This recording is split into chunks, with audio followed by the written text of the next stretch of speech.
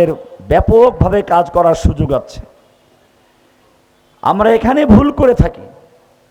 দাওয়াতের ভাষা হচ্ছে নরম, এখানে গরমের কিছু নেই, এখানে দীর্ঘ কাজ করতে হবে। আল্লাহর রাসূলকে আল্লাহ কি বলেছেন? ইন্না লাকা ফিন নাহারি সাবহান তাবিলা, আপনি রাতের বেলায় জাগরণ করুন, কিছুক্ষণ ঘুমান। সূরা মুজাম্মিল, ইয়া আইয়ুহাল মুজাম্মিল কুমিল লাইলা ইল্লা কালিলা, আপনি রাত্রি জাগরণ করুন, কিছুক্ষণ ঘুমান। নিসফাহু আবিনকুস মিনহু কালিলা আও জিদ আলাইহি, অর্ধেক রাত্র বা তার চেয়ে একটু কম বা তার চেয়ে একটু বেশি আপনি রাত্রে ঘুমান, ইবাদত করেন। কারণ কি? ইন্না লাকা ফিন নাহারি সাবহান তাবিলা, আপনাকে দিনের বেলায় দীর্ঘ সাঁতার কাটতে হবে। সাঁতার, সাবহান সাঁতার কাটা। তো আল্লাহর নবী সাঁতার কাটবেন, মক্কায় কি খাল আছে নাকি? তখনও ছিল নাকি? তাহলে সাঁতার কাটার প্রশ্ন কেন আসলো? এটা তাসবিহ দিয়েছেন। সাঁতার, তা আবার তবিলান। মহাসমুদ্রে যদি কোনো জাহাজ ডুবে যায়, সেই জাহাজের কোনো যাত্রী যদি কোনো একটা ভাষার কিছু পায়, তাকে সাঁতার কাটতে হয়। বাঁচতে হলে তাকে সাঁতার কাটতে হবে। কতক্ষণ পর্যন্ত? গন্তব্যে যাওয়া পর্যন্ত।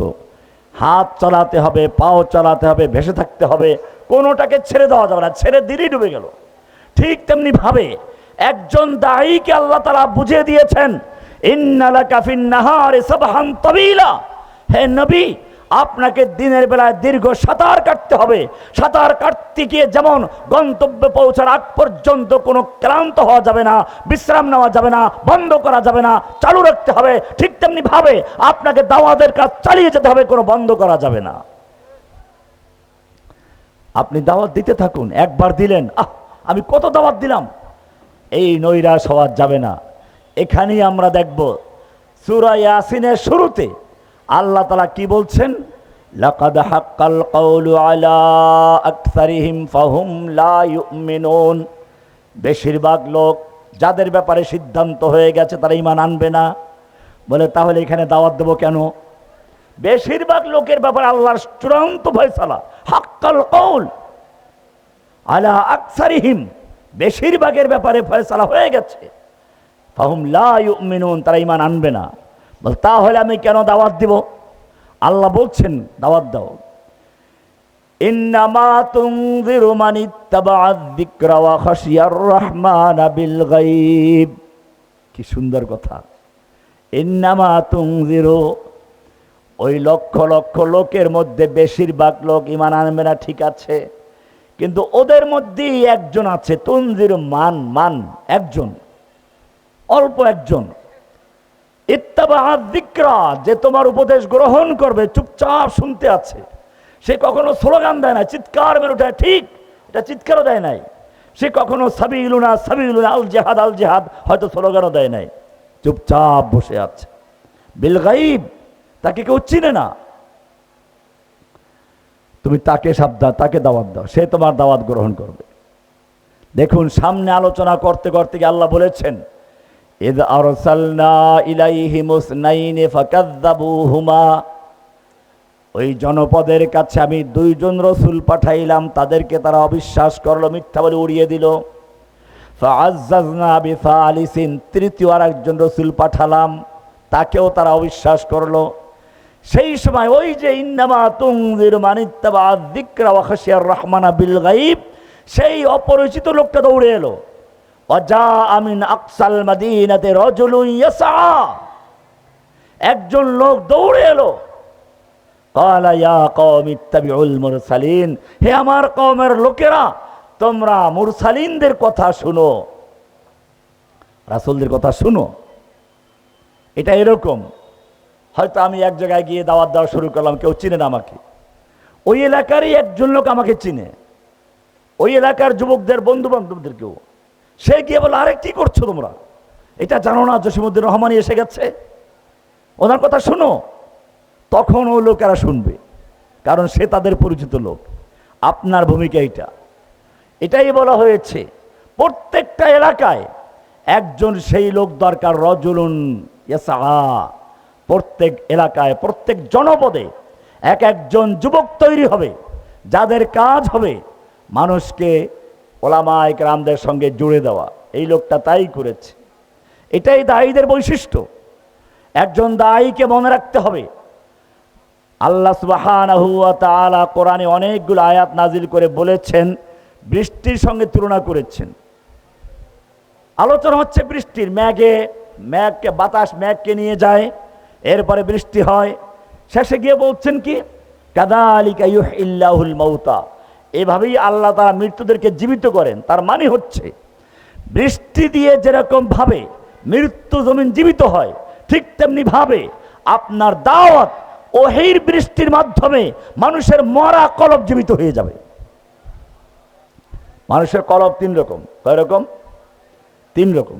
একটা হচ্ছে, উদাহরণস্বরূপ, বৃষ্টির পানি জমিনে পড়ে, এই পানি জঙ্গলেও পড়ে, কৃষকের বাগানেও পড়ে, অ্যামাজনের বাগানেও পড়ে।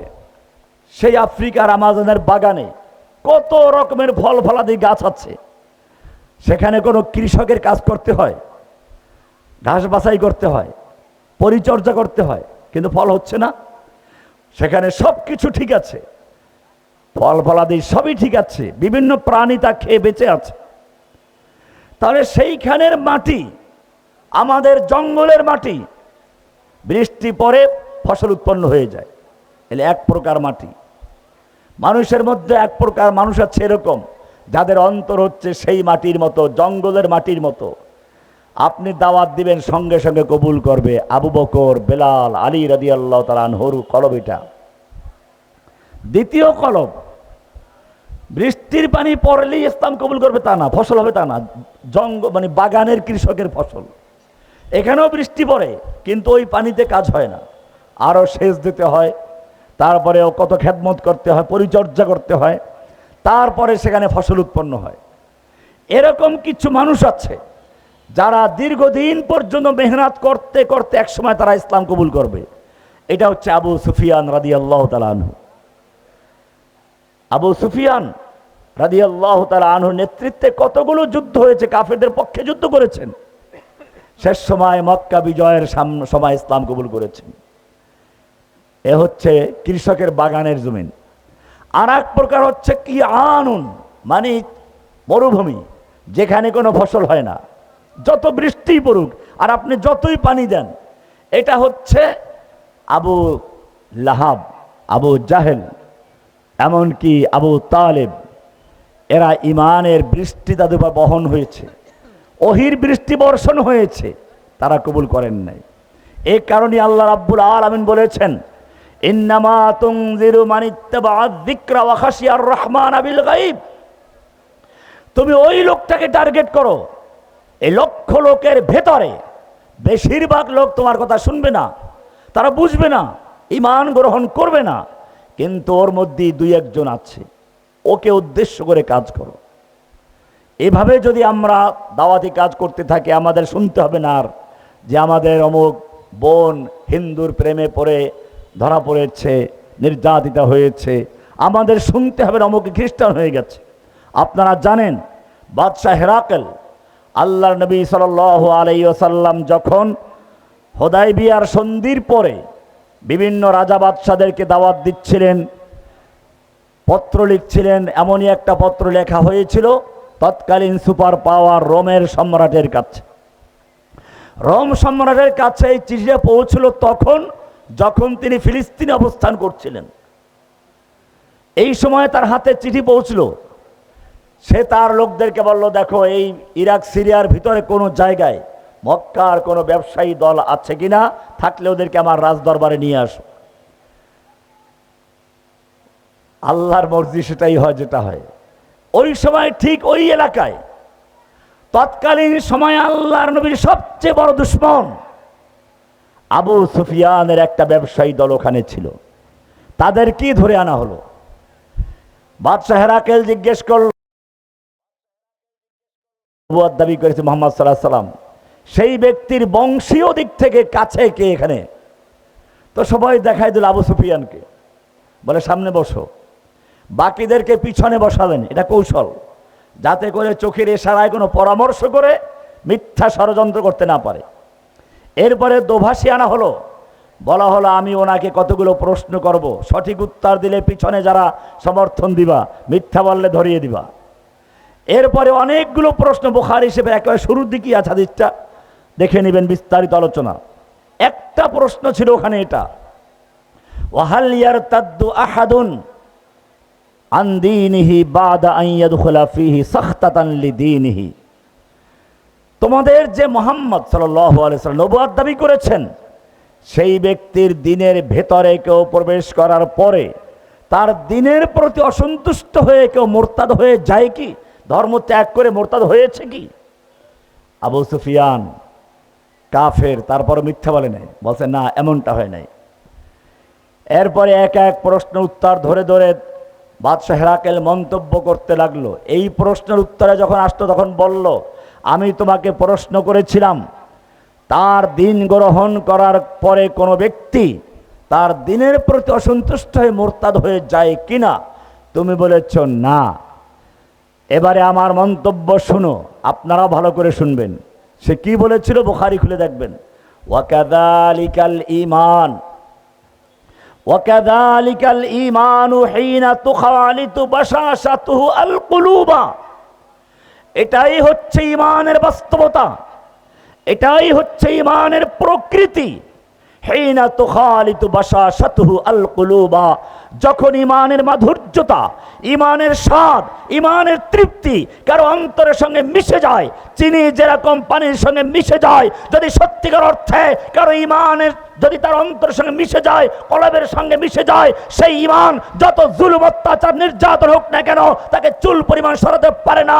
এটাই ছিল বেলালের ঈমান। উত্তপ্ত বালুর উপরে শুয়ে রাখা হয়েছে, উপরে পাথর চাপা দেওয়া হয়েছে, ঈমান থেকে চুল পরিমাণ সরাতে পারে নাই। এটাই ছিল সুমাইয়ার ঈমান। তাকে, তার স্বামীকে তার সামনে হত্যা করা হলো, তার সন্তানকে পানিতে চুবানো হলো, তাকে লজ্জাস্থানে বর্ষা দিয়ে আঘাত করা হচ্ছে, আর বলা হচ্ছে ঈমান ত্যাগ করো। কিন্তু আহাদ আহাদ ঈমান ত্যাগ করে নাই, জীবন ত্যাগ করেছে, ইসলামের প্রথম শহীদ হয়েছে।